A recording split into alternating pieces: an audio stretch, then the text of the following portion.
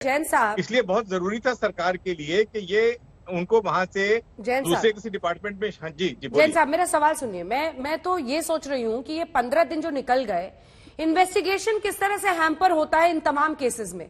क्योंकि अगर इतना, और वो भी एक सर्विंग आईपीएस ऑफिसर आरोप लगा रहे हैं कि सचिन वाजे के घर में मीटिंग होती है, तो वहां पर कैमरा फुटेज हो, जो भी हो, मतलब 15 दिन बीत जाना अपने आप में बताता है कि कैसे मामला किस तरह से बढ़ रहा है। मतलब एक आम नागरिक के तौर पर अगर कोई ये जानना समझना चाहे कि ऐसे मामलों में क्या एक निष्कर्ष तक पहुंचेंगे भी, सवाल नंबर 1। सवाल नंबर 2, सबूतों का क्या?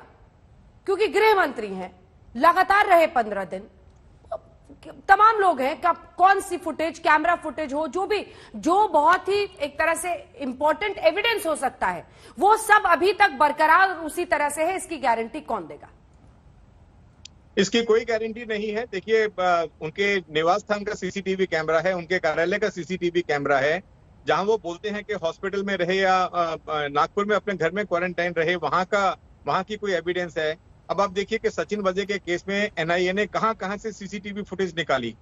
इसी तरह से ये जो सारी सीसीटीवी फुटेज है, उस केस में भी डीवीआर गायब हो गया, कुछ एविडेंस जो है वो नष्ट कर दिया गया, कुछ एविडेंस नदी में डाल दिया गया। तो इस तरह की बहुत सारी चीजें हुई। तो बहुत संभव है कि जैसे जैसे समय पास होता है तो वो एविडेंस डिस्ट्रॉय की जाती है या होने की संभावना रहती है। अब इस केस में सीबीआई कहां तक पहुंचेगी, लेकिन इसमें सबसे अहम चीज यह है कि बहुत सारे विटनेसेस परमवीर सिंह ने अपने लेटर में कोट किए, बहुत सारी सिचुएशंस और डेट्स उसने अपने लेटर में कोट की। तो ये उसमें बहुत सारी टेक्निकल एविडेंस आज भी इकट्ठी हो सकती है। हाँ। डीवीआर अगर मिल जाए, नष्ट भी कर दिया गया, फुटेज डिलीट भी हो गई, तो भी रिकवर की जा सकती है। लेकिन इंक्वायरी को नुकसान जरूर पहुंच सकता है, इसके बारे में कोई दो मत नहीं। कृष्णन साहब, और अगर नुकसान पहुंचता है, ठीक है, आप ही का सवाल मैं उनसे पूछ रही हूँ, और कृष्णन जी, अगर नुकसान पहुंचता है एक निष्पक्ष और ईमानदार जांच को, तो जवाबदेही और जिम्मेदारी किसकी होगी? आप मुझसे बोल रहे हैं? हाँ, आप ही से बोल रही हूँ। जी जी, मैं आपको ये विनती करना चाहता हूँ, हर बार आप ये कह रहे हैं क्यों 15 दिन पहले ही राजीनामा सवाल का जवाब नहीं दे रहे हैं, वहीं पर कहानी ले जा रहे हैं। आप सवाल सुन के उसका जवाब क्यों नहीं देते हैं? आप जो सोच रहे होते हैं वहीं पे आप मेरे सवाल का जवाब दीजिए ना। डिबेट आगे बढ़ गई है, डिबेट आगे बढ़ गई है। प्लीज, जो जैन साहब कह रहे हैं उसका जवाब दीजिए। जैन साहब, पहले जैन साहब की बात का जवाब दीजिए। जैन साहब कह रहे हैं कि एविडेंस शिवसेना से नफरत 15 दिन तक, मैं बहुत खेद हूँ, आप शिवसेना से नफरत कर रहे हैं। आप बोल रहे हैं 15 दिन बाद ही अनिल विक्टिम कार्ड ही बचा, क्यों नहीं राजीनामा किया है? आपको ये समझ, आप ये कहना चाहता हूँ, कर्नाटका में इतना सीढ़ी आ रहा है, महिलाओं पर अत्याचार कर रहे हैं बीजेपी लोग, क्यों एक आवाज भी, एक बिल भी नहीं पिटीशन फाइल किया जी पाटिल ने?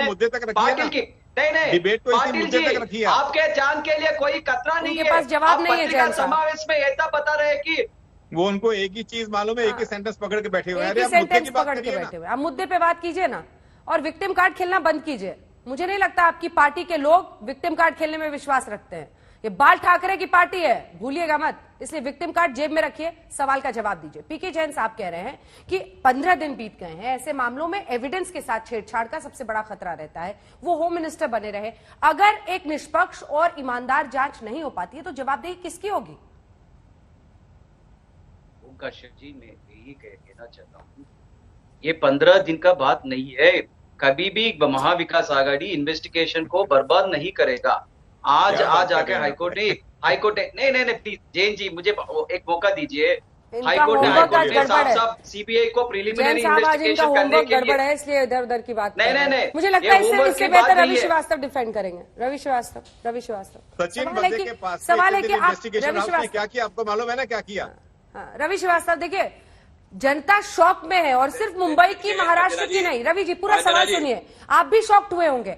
अगर एक सब इंस्पेक्टर की गाड़ी से नोट काउंटिंग मशीन मिल जाए, मतलब वसूली के पैसे काउंटिंग करने की मशीन, और ये तो तस्वीरें सब जगह सामने आई, बहुत गंभीर है ये। और एक सर्विंग आईपीएस ऑफिसर, जो कि ये वो कमिश्नर मुंबई के नहीं रहे, लेकिन वो अभी सर्व कर रहे हैं, अगर वो इस तरह के आरोप लगाते हैं तो ये बहुत ही गंभीर मुद्दा है। एक निष्पक्ष जांच, अगर पहले दिन से ही रेजिग्नेशन करके एक जांच हो जाती तो लोगों का विश्वास रहता ना, आपने उसको डैमेज किया है।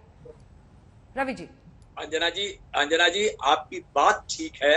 ये टिप्पणी तो माननीय सुप्रीम कोर्ट ने भी की है कि मामला बहुत गंभीर है, इसमें कोई दो राय नहीं है। मगर आप अच्छी तरह से जानती हैं कि किसी भी एडमिनिस्ट्रेशन में, पॉलिटिकल एटमॉस्फेयर में ऐसे तुरंत जांच नहीं शुरू होती है, कभी भी नहीं होती है। और जहां तक ठीक है, जयश्री पाटिल कंक्लूडिंग रिमार्क, वक्त की बहुत कमी है। जयश्री पाटिल कंक्लूडिंग रिमार्क एक लाइन में। अब महाराष्ट्र सरकार सुप्रीम कोर्ट जाएगी। चलिए, उनकी आवाज नहीं आ रही। आप सभी का बहुत धन्यवाद हमारे साथ चर्चा में शामिल होने के लिए।